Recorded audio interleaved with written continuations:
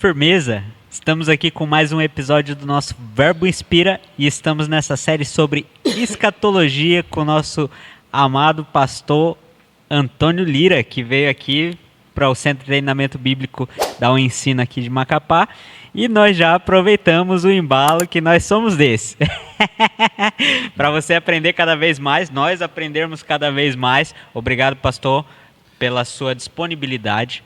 Tanto a disponibilidade de vir a Macapá para ensinar no Rema, quanto a disponibilidade para estar junto com a gente nesse projeto, desenvolvendo e avançando cada vez mais. Pastor Antônio Lira é um mestre na palavra.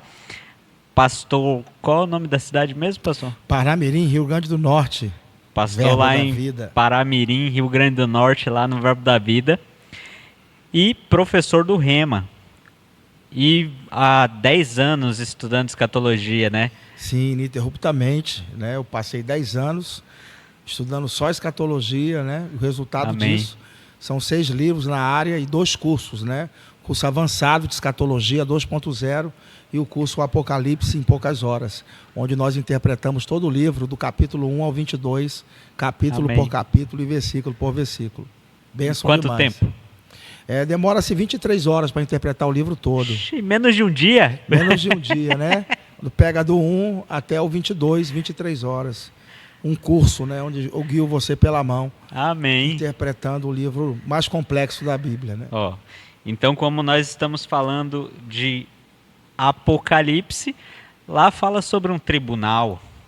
Nós já falamos sobre algumas coisas aqui. Se você quiser saber, assiste os episódios anteriores.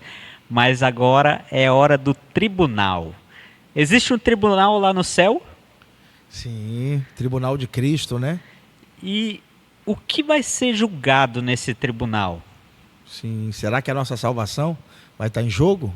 Pois é, vai ser a salvação? O que é que vai Que ser vai julgado? ser julgado no nosso tribunal. Eu queria ler um texto aqui, sua pergunta foi muito oportuna, né? Será que no Tribunal de Cristo a nossa salvação estará em jogo? Eu queria responder logo aqui, lendo João 3,16, né? É o texto áureo da Bíblia, qualquer crente deve saber.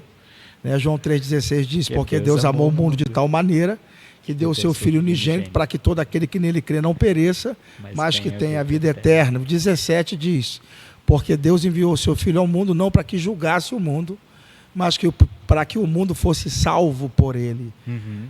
Aí ele diz que quem nele crê não é julgado. Olha só, quem nele crê não é julgado, mas quem não crê já está condenado, porquanto não crê no nome do unigênito Filho de Deus. Duas condições aqui. Quem crê não é julgado. Não é julgado por quê? Porque a igreja já foi julgada na cruz. Cristo já nos substituiu, Mas levando os nossos pecados. Existem pessoas que às vezes falam que nós somos pecadores salvos pela graça. Uhum. E aí a salvação fica meio que em segundo plano. Talvez a gente seja salvo ou não estou salvo, né? Pronto. Uma das coisas importantes é entender que nós estamos salvos por causa do sangue de Jesus. Por merecimento, Sim. ninguém será justificado diante de Deus. Nem pela lei, nem se quiser guardar a lei, os 10 mandamentos, ou os 613 que está lá na lei, ninguém pode ser salvo por praticar a lei, né? Uhum. Então a salvação ela vem através de Jesus. As nossas obras não podem nos salvar. A Bíblia fala em Efésios 2,8 que pela graça sois salvos por meio da fé. Isso não vem de vós, é dom de Deus. Sim. Não vem das obras para que ninguém se glorie. Na verdade, as obras, elas evidenciam a minha salvação. As obras, elas não podem me salvar. As obras mostram que eu sou salvo. A raiz da minha salvação é Cristo. As obras é o fruto da minha salvação, entende? A raiz da minha salvação é Cristo. Ninguém sobre a face da terra poderia chegar ao céu se não fosse por meio de Jesus. Então, o sacrifício de Jesus me garante a salvação. Amém. Por isso que o texto diz que quem nele crê não é julgado, porque ele já foi julgado no meu lugar. Mas um tribunal não é um lugar de julgamento? Sim, mas aí você vai perceber que esse julgamento não é para efeito de condenação, e sim para efeito de galardão. Nossas obras serão julgadas lá. O que a gente fez no dia em que a gente aceitou Jesus, até o dia em que a gente morreu. As obras que a gente realizou em nome dele. É isso que vai ser julgado. A nossa salvação não. Porque Cristo já morreu por mim e já morreu por você, né? Então, nesse tribunal, a nossa salvação não estará em jogo. O que estará em jogo é o quê? O meu galardão, aquilo que eu fiz através da salvação que ele me deu gratuitamente. Agora, quem não crê, já está condenado. Mostrando que a salvação é unicamente pela fé.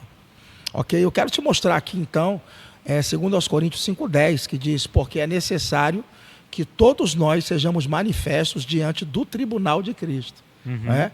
Para que cada um receba o que fez por meio do corpo, segundo o que praticou bem ou mal. Eu queria, em primeiro lugar, desmistificar a palavra tribunal, porque muita gente, quando fala assim, o tribunal, como se fosse uma coisa ruim.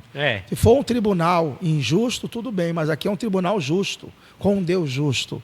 Então, o tribunal é a chance do inocente ser inocentado, né? E aquele que fez agravo pagar. Nesse caso aqui, a igreja em Cristo já teve a sua dívida paga, porque Jesus já morreu por nós. Então, esse tribunal aqui não é para efeito de condenação, e sim para efeito de galardão. A expressão tribunal, diga. Então, diante desse tribunal, a gente não é réu.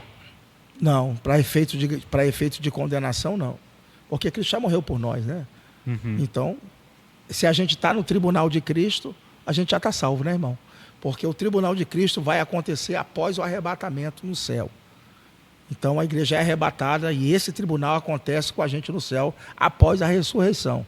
Por que após a ressurreição? Porque é preciso ter corpo, né? Entende? Até quem morreu em Cristo vai ressuscitar nesse tempo, para comparecer diante do tribunal de Cristo. Ok? Então é preciso estar com o corpo. Por isso a necessidade de ressurreição. Por isso que o texto do arrebatamento diz que os que morreram em Cristo ressuscitam primeiro. E nós, os vivos, nos encontraremos com o Senhor nos ares. Estaremos para sempre com o Senhor. Então esse tribunal, ele é antes ou é depois do milênio? O tribunal é antes da tribulação e antes do milênio. Ele acontece no céu após o arrebatamento. Enquanto a tribulação está rolando na terra, nós estamos no céu com Cristo. E é nesse momento que o tribunal acontece. Ok? Então o tribunal de Cristo não é para efeito de condenação, é para efeito de galardão. Até porque, se você está no tribunal de Cristo, você está salvo. Senão você tinha ficado para atravessar a tribulação, né? Então o fato de você estar nesse tribunal já demonstra que você está salvo. A palavra tribunal aqui é a palavra bema, grega, né? E nos jogos ístmicos, né? Na Grécia, é a cidade de Corinto, Paulo escreveu, que a gente acabou de ler, segundo aos Coríntios, né? Haviam ali os jogos e os atletas corriam nos jogos. Os que ganhavam as provas subiam para esse lugar. Bema significa lugar elevado ou lugar de galardão. É o pódio. É o pódio que a gente chama aqui, né? Ali, os atletas que eram os vencedores dos jogos ganhavam isenção de impostos, lugar de destaque para assistir os jogos, ganhavam propriedades, era a hora deles serem galardoados. Então, nesse caso, o bema de Cristo é o lugar de galardão. É o lugar onde nós vamos ser julgados, não a nossa salvação, mas sim o que a gente fez com ela. Que a gente fez com ela. Ok? Aqueles que trabalhavam para Jesus. O texto paralelo a esse, que explica melhor, é 1 Coríntios 3,11, onde aqui Paulo vai nos trazer aqui essa questão do galardão de uma forma mais explicada. Ele diz o seguinte: porque ninguém pode lançar outro fundamento além do que já está posto, o qual é Jesus Cristo. E se alguém, sobre esse fundamento, levanta um edifício de ouro, prata, pedras preciosas, madeira, feno, palha, a obra de cada um se manifestará, pois aquele dia a demonstrará, porque será revelada onde? No fogo, e o fogo provará qual seja a obra de cada um. Se permanecer a obra que alguém sobre ele edificou, esse receberá galardão. Se a obra de alguém se queimar, sofrerá ele prejuízo, deixará de ganhar. Mas o tal será salvo. Ó o texto. O tal será salvo, versículo 15. O tal será salvo, todavia como pelo fogo. Escapei por pouco, mas escapei. Observe que ele está falando aqui, então, sobre o julgamento para efeito de galardão. E ele fala que se a obra se queimar, a pessoa sofre prejuízo, deixa de ganhar. Isso é sofrer prejuízo. mas o tal será salvo, comprovando que a nossa salvação, o tribunal de Cristo, não está em jogo. Vamos falar um pouco aqui agora sobre essas questões aqui, desse fogo que vai provar a obra de cada um. O fogo aqui, ele representa a justiça de Deus. Ela vai dar a cada um que é devido. E se você pegar uma aliança como essa que eu estou usando aqui, uma aliança de ouro, e você jogar no fogo, sobra alguma coisa, né? No final... Sim, ela derrete, mas derrete, o ouro mas vai continua sobrar, lá. continua lá. Se eu pegar um caminhão de palha e jogar no fogo, claro, tirar o caminhão e deixar ele de lado. Jogar só a palha, né? Mas é um caminhão volume. No fogo, vai se queimar. Sim, vai então é virar isso que ele está poeira, falando. sim. A obra vai ser julgada. E aqui ele coloca uma classe, ele coloca madeira, feno e palha, depois ouro, prata e pedras preciosas, mostrando que existem níveis diferentes de galardão, que cada um vai receber. O que é galardão? Galardão é presente, recompensa, isso é galardão. Então vai haver recompensa para os santos, para os salvos, aqueles que trabalharam para Cristo aqui. Veja que... Aqueles que ganharam muitas pessoas? Depende. Se a pessoa ganhou muitas pessoas para se mostrar para o outro, já recebeu a recompensa, que é o aplauso dos homens.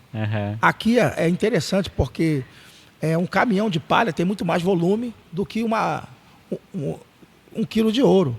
Sim. Então não é a quantidade. Mas o ouro é muito mais valioso. Mais valioso. E na hora que for jogado no fogo, vai sobrar. Sim. Então não é a quantidade de obra que a gente faz, e sim fazer o que Deus nos chamou para fazer. Porque sucesso no reino de Deus é isso. É fazer o que Deus nos chamou para fazer. Então, se Deus chamou alguém para estar chegando mais cedo na igreja, limpando as cadeiras, e orando para que haja um bom culto, se Deus chamou a pessoa para fazer isso, essa pessoa vai ganhar o galardão. Agora, se Deus não chamou a pessoa para fazer isso e ela estiver fazendo, o que vai acontecer? Naquele grande dia, Jesus vai falar assim: rapaz, eu te chamei para você fazer outra coisa. Chamei para você ganhar os perdidos. Mas você preferiu ficar na igreja limpando os bancos. Olha, a sua obra não prevaleceu aqui. É como aquela pessoa que ganhou o talento e escondeu? A parábola dos talentos é diferente dessa aqui. Essa aqui se assemelha mais à parábola das minas. É onde a gente vai, daqui a pouco, estudar essa parábola, onde eu vou mostrar o que pode ser os galardões. É diferente um pouco. É parecida com a parábola das minas, mas com a parábola dos talentos, mas é mais parecida com a parábola das minas. Porque na parábola dos talentos, a pessoa é queimada no fogo. Na parábola das minas, quem não multiplicou as minas, ela não foi queimada no fogo. Ela foi preservada. Interessante, né? É semelhante aqui. Porque aqui diz que o tal será salvo. Mesmo que a sua obra que você fez para Jesus não prevalecer nesse dia, você vai ser salvo. Entende? A salvação não é comprometida. Então a obra de Deus será feita por nós, e naquele grande dia a gente vai estar diante desse tribunal de Cristo para receber o galardão. Então é importante a gente fazer o que Deus nos chamou para fazer. Amém. Amém? Glória a Deus. Então vamos ver aqui o que podem ser os galardões então, né? Me mostra aí, pastor. Então, olha só. Vou ler aqui então a parábola das minas, que diz assim: ouvindo eles isso, prosseguiu Jesus e contou uma parábola, visto está ele perto de Jerusalém. Pensarem eles que o reino de Deus se havia de manifestar imediatamente. Disse, pois, certo homem nobre partiu para uma terra longínqua, a fim de tomar posse de um reino e depois voltar. Homem nobre. Quem é esse homem nobre aqui? Jesus, é o homem nobre. E chamando 10 servos seus, deu-lhe 10 minas e disse: negociai até que eu venha. Esses aqui que receberam as minas é a igreja. Ok? Aí ele continua: mas os seus concidadãos odiavam-no e enviaram após ele uma embaixada dizendo: não queremos que esse homem reine sobre nós. Concidadãos aqui são os judeus, que não quiseram que Jesus reinasse sobre eles. Interessante, né? Então nós temos aqui o homem nobre, que é Jesus, quem recebeu as minas, que é a igreja, e os concidadãos, que são os judeus que não quiseram que Jesus reinasse sobre ele. Vamos continuar? Aí diz assim: e sucedeu que ao voltar ele, depois de ter tomado posse do reino, mandou chamar aqueles servos a quem entregaram o dinheiro. a fim de saber como cada um havia negociado. Assentou-se, pois, o primeiro e disse: Senhor, a tua mina rendeu 10 minas. Respondeu-lhe o Senhor: bem está, servo bom, porque no mínimo foste fiel. Sobre 10 cidades terás autoridade. Veja que ele deu ao que multiplicou a mina autoridade sobre 10 cidades. Talvez esse seja o nosso galardão. Autoridade. Autoridade, porque Cristo vai reinar a partir de Jerusalém e vai precisar de ajuda para governar esse mundo. Entende? Então aqui ele deu autoridade sobre 10 cidades.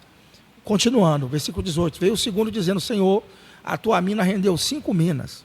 A esse também respondeu: se tu também sobre 5 cidades. Observe aqui um padrão.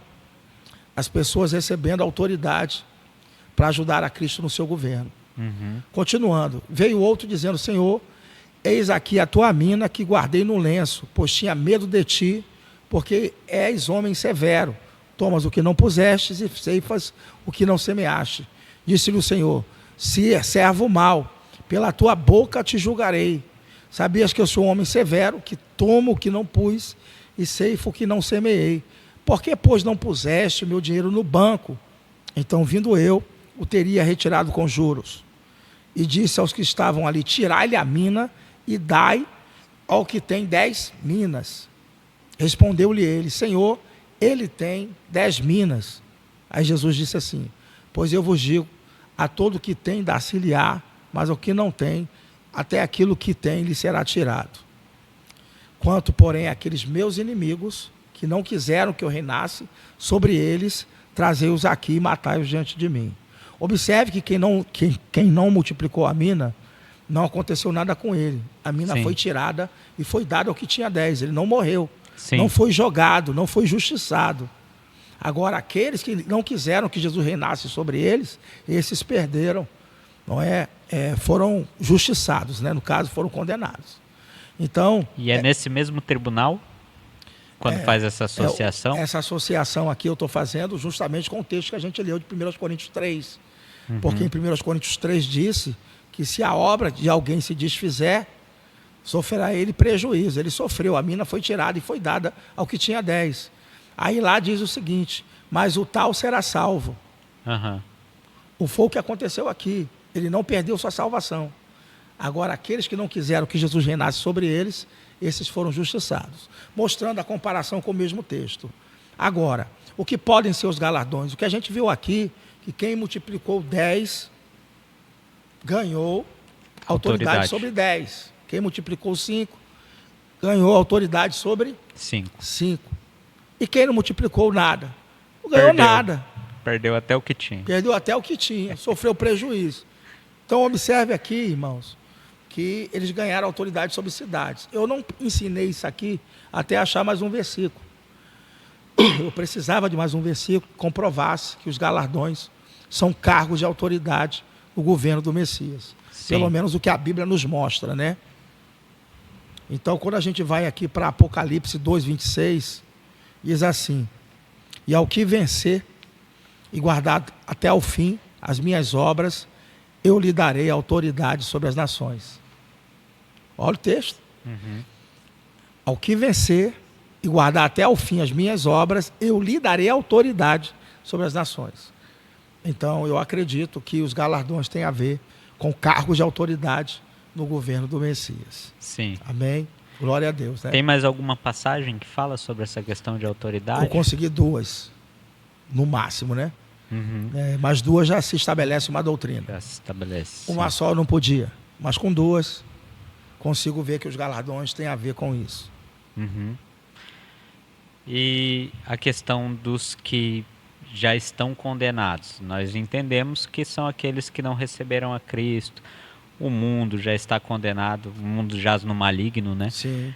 Mas quando a igreja for arrebatada e estiver diante desse trono branco, aqueles que morreram sem Cristo, eles serão julgados nesse período ou vai ser depois? O julgamento do grande trono branco ocorre após o milênio. O texto lá de Apocalipse 20 diz que os outros mortos não reviveram até que os 1000 anos se completassem. Então, após os 1000 anos, serem passados, né, vai haver o juízo final, o que a gente chama julgamento do grande trono branco. Então, existem julgamentos diferentes. Existem São vários. 2 tempos de julgamentos aí em relação a... Eu apresentei agora 2, mas tem mais, ainda tem mais. Tem um julgamento de Satanás, seus demônios, tem um julgamento de quem sobreviveu à tribulação, que a gente chama julgamento das nações. Tem um julgamento dos crentes da Antiga Aliança e dos mártires. São vários julgamentos. Se você quiser aprender mais sobre isso, se matricula no Centro de Treinamento Bíblico Rema. Nós temos uma unidade aqui em Macapá. Como é o nome qual é o endereço aqui? Aqui é na General Rondon 12... Fala aí para eles. 1207. General Rondon 1207. Próximo do Tribunal de Justiça. Então, você pode estar procurando aqui. De segunda a sexta, nós temos expediente aqui na igreja. Temos um pastor que se encontra aqui das 8 horas da manhã até as 17 horas. Você pode estar procurando, que ele pode te dar mais informações. Pronto, pode deixar até um número aí de contato, se alguém quiser mais informações. Podemos. Eu vou pedir para a mídia colocar o número de contato aí que eles vão colocar. Você entra em contato e para você se informar quando vão abrir as matrículas. Você ensina tudo isso aí no Rema, pastor? Tudo isso aqui e muito mais, né? A matéria escatologia é uma matéria que ela possui, ao todo a gente vai dar 7 aulas, né? De 2 horas, são 14 horas comigo, ou com o professor indicado da matéria, para ensinar, para aprender sobre escatologia. Nós falamos sobre métodos de interpretação, nós falamos na escatologia sobre esses julgamentos, né? Sobre as ressurreições, ressurreição dos mortos, falamos sobre o estado dos mortos, falamos sobre o assunto segundo a vinda de Cristo, sobre o livro do Apocalipse, estudamos o livro de Daniel, o Evangelho de Mateus, Sim. O sermão profético de Jesus no Monte das Oliveiras, o cumprimento das profecias bíblicas, né? É um seminário muito completo e você consegue aprender bastante. Mas, assim, nos 2 julgamentos que nós falamos, vai ter outros julgamentos, mas muitas pessoas associam esse julgamento de Cristo, que o julgamento de Cristo, o tribunal de Cristo, né? O tribunal de Cristo vai ser onde a igreja vai estar ali diante dele. E aí o trono branco, que é onde os ímpios estarão diante do Senhor. Serão condenados. Serão condenados. No julgamento de Cristo, muita gente fala que a nossa vida vai aparecer num telão lá diante do Senhor. E é real isso? Rapaz, o telão faz parte da imaginação de cada um, né? Eu acho que o filme vai passar na mente de cada um, porque como a gente tem lembrança... Sim. Né, foi falado no episódio anterior, né? O filme vai passar na nossa mente. A nossa mente é melhor do que um telão. Você pode viajar até para o Japão se quiser agora com a sua mente, usando a sua mente. Sim. O telão é na própria mente. O telão lá, a Bíblia não mostra nenhum texto, não. Mas tem gente que diz, vai passar um filme. Sim. Então, é só para fazer essa distinção, porque eu percebo que até eu mesmo pensava que era a mesma coisa. O tribunal de Cristo e o trono branco. Trono branco. Tudo a mesma coisa. Na minha cabeça, antes era a mesma coisa. Mas então o tribunal de Cristo é um local onde a igreja vai receber os galardões do Senhor. Sim. Ela não vai ser mais julgada.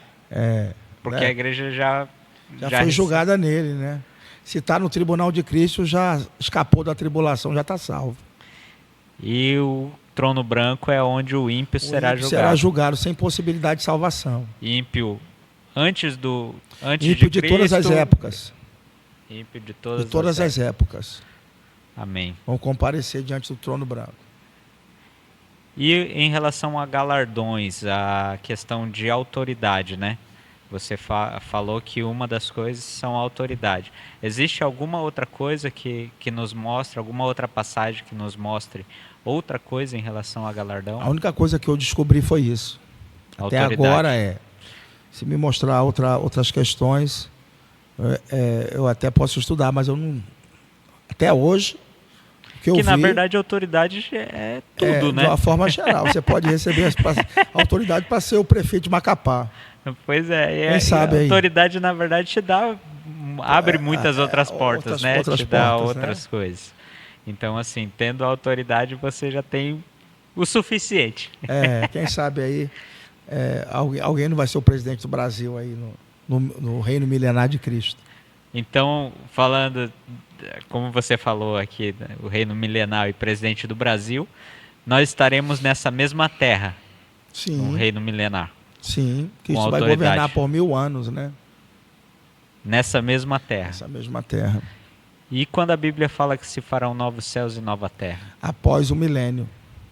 Depois que terminar o julgamento do grande trono branco após o milênio, capítulo 21 de Apocalipse, né, a cidade santa desce, a Nova Jerusalém, desce do céu, o mar deixa de existir, e essa cidade é um cubo perfeito, né? Ela desce e ela passa então a fazer parte dessa nossa atmosfera aqui. A própria cidade tem seu próprio sol, que é Deus, e tem sua própria atmosfera. Ela tem 2.250 quilômetros de altura, largura e profundidade. É um cubo, um quadrado perfeito. Não existe na Terra uma cidade desse tamanho.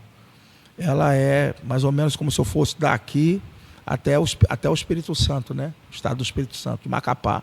A 2.250 quilômetros eu acho que deve dar mais ou menos aí. Estou fazendo uma conta meio absurda aqui, mas é mais ou menos isso aqui, né? 2.250 quilômetros de largura, altura e profundidade.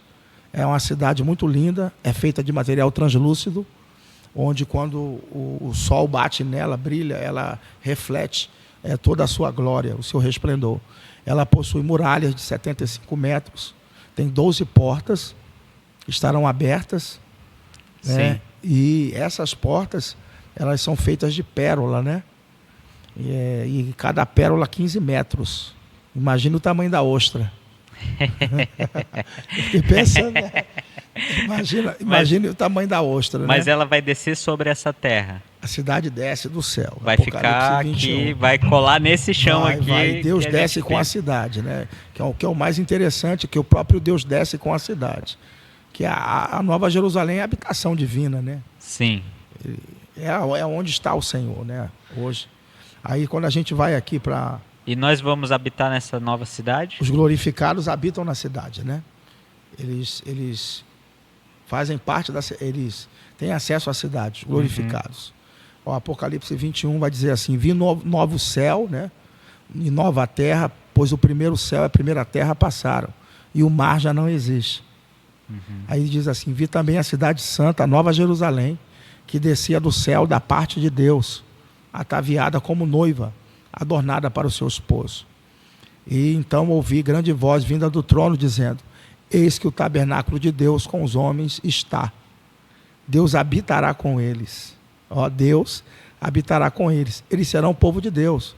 E para não dizer que foi sem querer, ele repete: e Deus mesmo estará com eles. Então a cidade desce, Deus desce com a cidade. E ela passa então a fazer parte desse planeta aqui também. É agregada aqui, né, no planeta. E aí a gente entra para a eternidade. Aí você falou, os glorificados vão ter acesso à acesso. cidade. Mas nesse período vai ter pessoas que não vão estar glorificadas? Vai. Existem pessoas que vão estar vivendo, né, aqui. As nações vão trazer a sua glória. O texto, depois você lê em casa, Apocalipse 21 e 22, você vai perceber que existe uma vida dentro da cidade, uma vida fora da cidade. E as nações vão trazer a sua glória. As pessoas vão continuar se procriando normalmente, né? Vai ser como a gente vive hoje. Claro que de uma forma bem melhor, né? Sim. Onde Satanás, a questão do mal, né? Satanás e seus demônios serão jogados no lago de fogo. Então veja que... Não vai ter mais Satanás. As pessoas vão olhar, não vai ter mais ele para tentar e nem perturbar.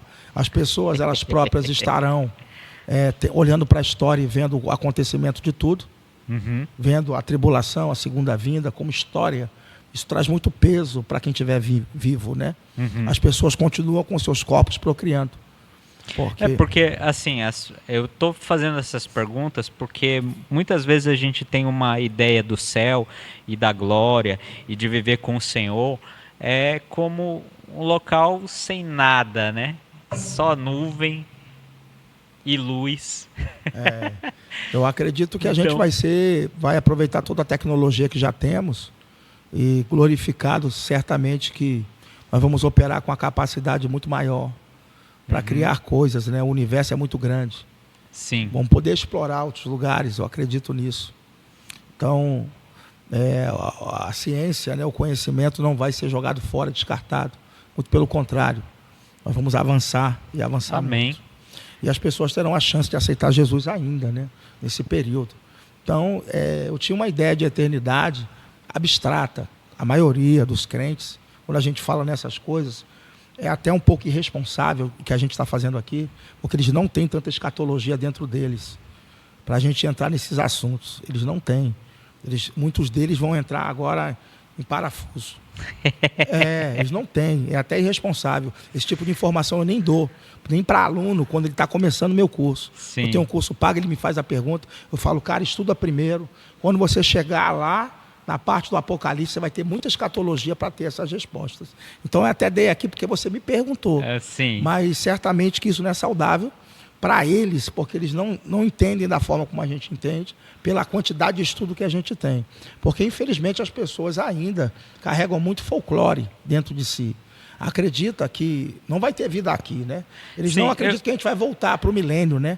Que Cristo vai reinar por 1000 anos. Para eles, morreu, a gente vai ver no imaterial até lá. Eu vou te dizer assim, o que eu pensei por muito tempo, porque eu perguntei. Sim. Porque antigamente não tinha um... Me perdoe, não se sinta, como é que eu posso dizer... Meu pastor sempre fala algumas coisas assim, eu vou ter que usar esse exemplo, porque é algo que eu vivi, mas... Antigamente tinha um comercial da escola, que o desce redondo ou sobe quadrado, né? E aí lá no inferno era só festa e tudo mais, que descia redondo. E no céu era mó paia, era só nuvem. E aí na minha cabeça ficava um negócio de nuvem e de luz e não tinha mais nada. A ideia de que vamos viver para sempre no céu, ela é destruída simplesmente com esse texto aqui que eu acabei de ler. Isso é a Bíblia, né? A cidade desce, Deus desce com a cidade. E aqui tem uma vida dentro da cidade e outra fora, onde as nações vão trazer a glória das nações e honra aquele que mora na cidade, que é o nosso Deus, né? Então existe, na verdade, muito a se aprender sobre escatologia. Essa parte final da Bíblia é uma parte que tem muitas lacunas. Nós não temos aqui todas as respostas para muitas perguntas aqui ainda. Mas eu acredito que à medida que a gente vai estudando, a gente vai esclarecendo um pouco mais. Amém. Mas que para muita gente aqui, uma coisa louca, parece ser, mas se você estudar com coerência, você vai entender que tem uma árvore da vida. Olha só, as folhas da árvore são para a cura das nações. Ó.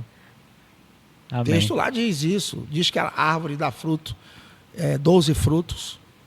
É um fruto a cada mês. Sim. E nós entendemos que a árvore da vida, ela representa a imortalidade, porque quando Adão pecou, colocou-se guardas para guardar a árvore, para ele não comer e viver eternamente. Então veja que ela representa a imortalidade. Eu creio na minha maneira de interpretar. Cada um tem a sua forma. Não tenho textos assim para te comprovar o que eu estou te dizendo, é uma teoria. Quando eu não tenho texto, eu digo logo, rapaz, isso é teoria, viu? Tudo aqui é teoria que a gente está falando dessa parte. Então, eu acredito que as pessoas vão aceitando a Cristo e para receber a glorificação vai ter que comer do fruto da árvore da vida. Senão não daria fruto. Eu acredito nisso. Por enquanto, a gente pode receber a glorificação no arrebatamento, né? Beleza, igreja? Igreja do Senhor. Os santos do Antigo Testamento, após a segunda vinda de Cristo, junto com os mártires da tribulação, recebem glorificação. Então vamos dizer que para a gente está mais fácil. Está mais fácil. O povo que sobreviveu à tribulação, que passou pelo julgamento das nações, porque quando Jesus voltar, após a segunda vinda, depois da tribulação, vai ter pessoas que sobreviveram à tribulação. Sim. E elas vão passar pelo julgamento das nações. Aqueles que se converteram, eles entram para o reino milenar de Cristo com corpos comuns. E a gente entra glorificado. Aqueles que não se converteram são eliminados. No capítulo 25, ali aparece os bodes e as ovelhas. Quem é ovelha fica à direita, e quem é bode à esquerda. Veja que não é bom ser esquerda, né?